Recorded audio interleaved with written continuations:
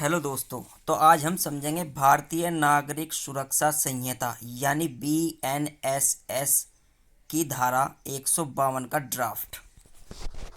धारा 152 का draft SDM या उपखंड मजिस्ट्रेट के यहाँ दाखिल किया जा सकता है।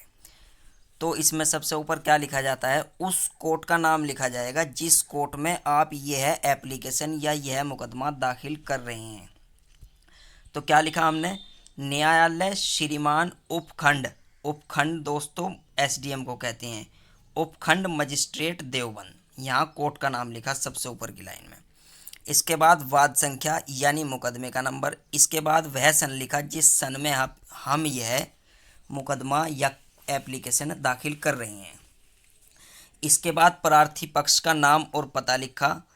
अजय पुत्र राम सिंह, आयु 40 वर्ष, निवासी कस्बा चरथावल, डाक खास थाना चरथावल, तहसील मुजफ्फरनगर, जिला मुजफ्फरनगर। आधार नंबर होगा लिख देंगे, नहीं होगा छोड़ देंगे। फ़ोन नंबर भी अगर होगा लिख देंगे, नहीं तो छोड़ देंगे। प्रार्थी को हम वादी भी कह सकते हैं, आवेदक भी कह सकते हैं। आप प्रार्थी लिख दो या वादी लिख दो या आवेदक लिख दो, बात एक ही है। इसके बाद बनाम लिखेंगे।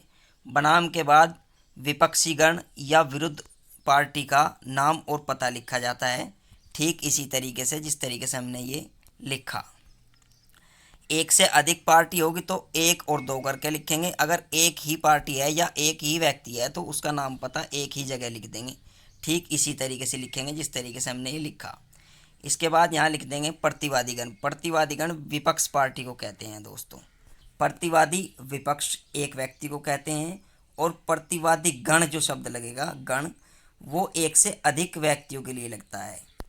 धारा 152 BNSS, यहाँ वह धारा लिखेंगे जिस धारा में यह एप्लीकेशन दाखिल की जा रही है। इसके बाद वह थाना लिखेंगे जिस थाने में प्रार्थी या वादी या आवेदक निवास करता है या रहता है।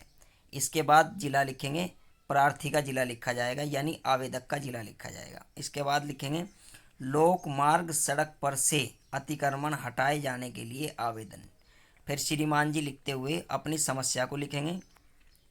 यह कि आवेदक प्रार्थी, यहाँ या तो आप आवेदक लिख दो या प्रार्थी लिख दो या वादी लिख दो, एक ही लिखना। मैंने दो लिख दिए हैं ताकि आपकी समझ में आ सके।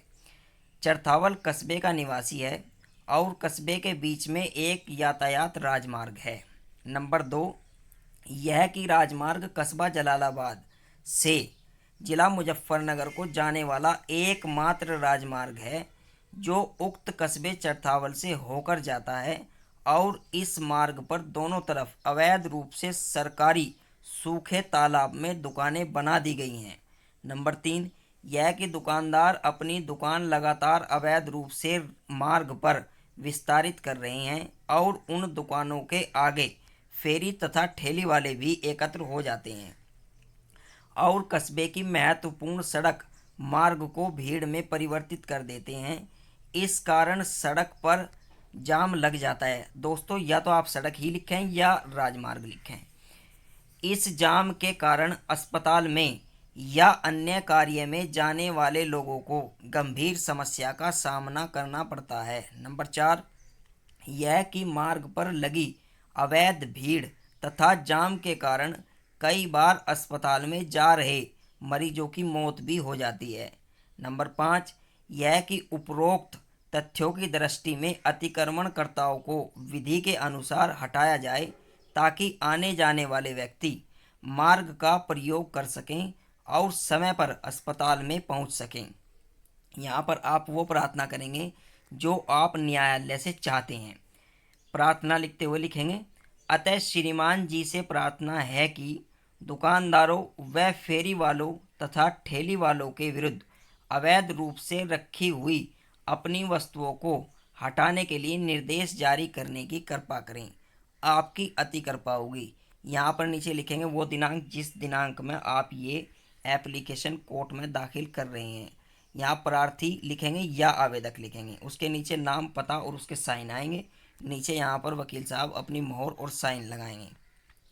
दोस्तों कोई भी एप्लीकेशन यदि आप लिखते हैं तो आप अपने मुकदमे या अपने केस के फैक्ट के आधार पर लिखें। ऐसा नहीं है कि आप यही लिख दें जो भी आपके मुकदमे के फैक्ट होंगे, जो भी केस के फैक्ट होंगे, जो भी एप्लीकेशन के फैक्ट होंगे, वही लिखें आप, ताकि आपकी कार्रवाई जल्द से जल्द हो सके।